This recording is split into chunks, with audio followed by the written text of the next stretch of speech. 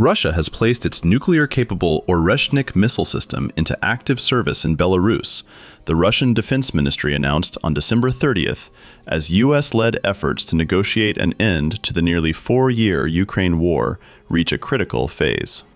The ministry released footage showing mobile launch vehicles from the intermediate-range ballistic missile system moving through forest terrain during combat training.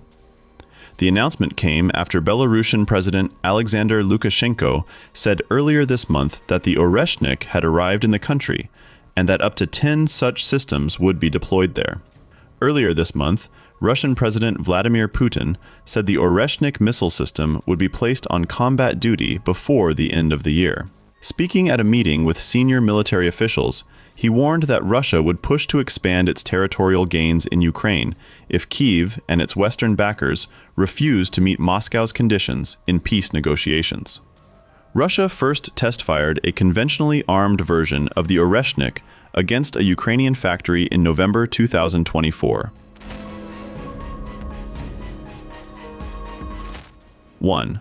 Oreshnik is an intermediate-range missile with a reported reach of up to 5,000 kilometers, capable of carrying conventional or nuclear warheads. 2. Russian officials claim its multiple warheads plunge at speeds of up to Mach 10, making interception extremely difficult. 3.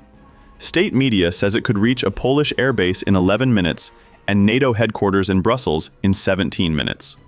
4. Targets cannot determine whether the missile is nuclear or conventionally armed before impact. Russia has previously stationed tactical nuclear weapons in Belarus, a country whose territory Moscow used to launch its full-scale invasion of Ukraine in February 2022. The development follows an alleged Ukrainian attack on Russian President Vladimir Putin's residence, a claim denied by Zelensky. However, Russian Foreign Minister Sergei Lavrov claimed that Kyiv launched an overnight assault using 91 long-range unmanned aerial vehicles targeting Putin's state residence in Russia's northwestern Novgorod region. On the night of December 28th to 29th, 2025, the Kyiv regime carried out a terrorist attack using 91 strike unmanned aerial vehicles. Long-range drones targeted the state residence of the President of the Russian Federation in the Novgorod region. All unmanned aerial vehicles were destroyed by the air defense systems of the armed forces of the Russian Federation. There have been no reports of casualties or damage from UAV debris. We would like to draw attention to the fact that this action was carried out during intensive negotiations between Russia and the United States on resolving the Ukrainian conflict.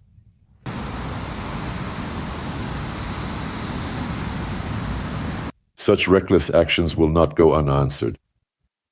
The targets and timing for retaliatory strikes by the Russian armed forces have been determined.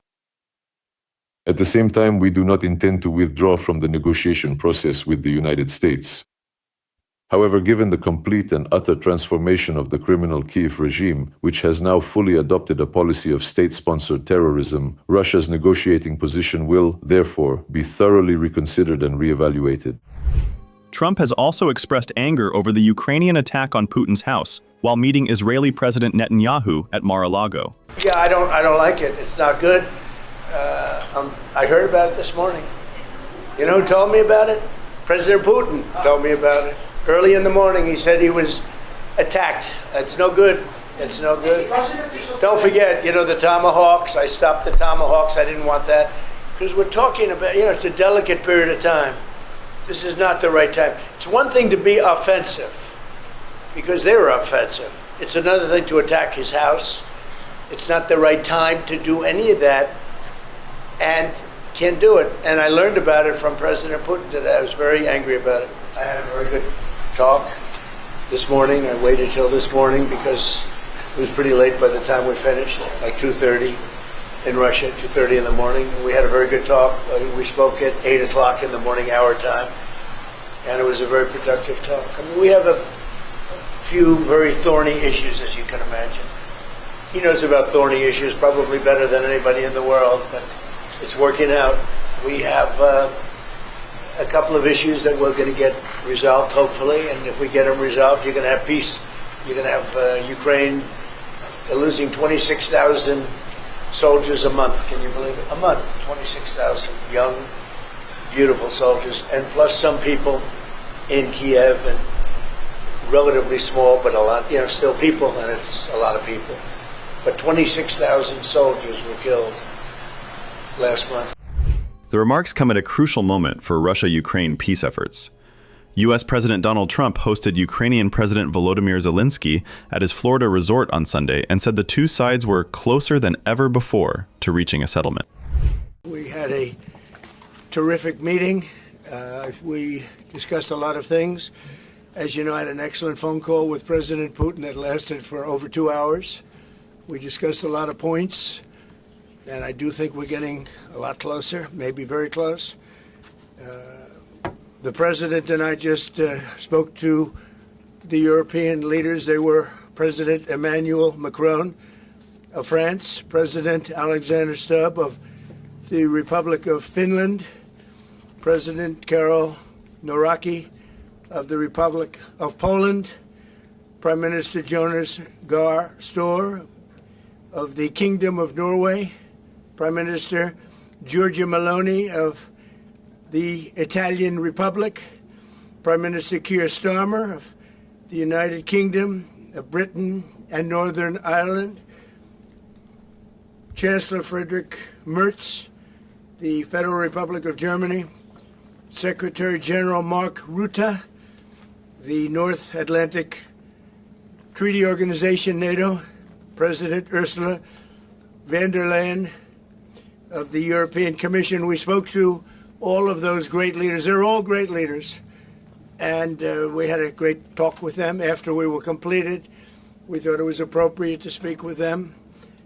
And our meeting was excellent. We covered, somebody would say 95%. I don't know what percent, but we have made a lot of progress on ending that war, which is really certainly the most deadly war since World War II, probably the biggest war since World War II.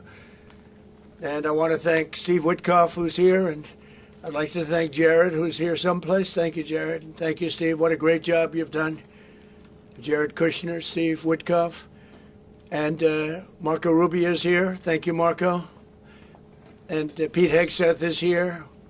Those two people are doing an unbelievable job. And the four people on this one are doing, I don't think anybody could do it. And we'll see if it gets done, but it's very close, certainly. Nobody would even have a chance of getting it to where it is right now. Nobody would have thought that was possible. So I just want to say we've done very well. We've had discussions on just about every subject, and that includes with President Putin before. And we went into great detail, and we likewise went into great detail today. And it was an honor to have you at Mar-a-Lago and have lunch. I hope you enjoyed the food. Your people enjoyed the food, I can tell you that. You're big, strong people. Your general over there looks like Central Casting. I want to also, by the way, speaking of generals, we have a great general, General Raisin Kane, who is here someplace. Thank you, General. Thank you very much. He's great. So, Mr. President, maybe you want to say a few words, and then we'll speak over the next couple of weeks. We'll speak probably quite a bit, but we'll speak tomorrow. Thank you very much. Appreciate it. Thank you so much, Mr. President. Thank you. Thank you for everything. Dear colleagues, first of all, I would like to thank President Trump for a great meeting at this amazing place in his home in Mar-a-Lago. And we had a really great discussions on all the topics, and we appreciate the progress that was made by American and Ukrainian teams in these recent weeks. Special thanks to Steve Witkoff and Jared Kushner, and thank you for their engagement and full commitment, and also to our team, and first of all to Rustem Umerov and General Gnatov, and to all our teams. And we discussed all the aspects of the peace framework, which includes, and we have great achievements, 20-point peace plan, 90% agreed, and U.S.-Ukraine security guarantees, 100% agreed. U.S., Europe, Ukraine security guarantees, almost agreed. Military dimension, 100% agreed. Prosperity plan being finalized, and we also discussed the sequencing of the following actions. And we agree that security guarantees is the key milestone in achieving lasting peace, and our teams will continue working on all aspects. We also had a joint productive call with European leaders, like President Trump said already, and a lot of leaders, including NATO and the EU, and we agreed that our teams will meet in upcoming weeks to finalize all discussed matters, and we agreed with President Trump that he will host us, and maybe in Washington, European leaders and Ukrainian delegation, yes, in January. And Ukraine is ready for peace. And once again, would like to thank President Trump for a warm welcome and substantial discussion. Thank you, Mr. President. Thank you very much. Thank you so much, Mr. President. Any questions, please? Mr. President, we've heard some digits from President Zelensky, 90%, 100%. The U.S. Ukraine security guarantees, what number are we at right now? Well, I think you can say 95%, but I don't like to say percentages. I just think we're doing very well. We could be very close. There are one or two very thorny issues, very tough issues, but I think we're doing very well. We made a lot of progress today, but really we've made it over the last month. This is not a one-day process deal. This is very complicated stuff, but I think when the president says 95, I think, could be close to 95%.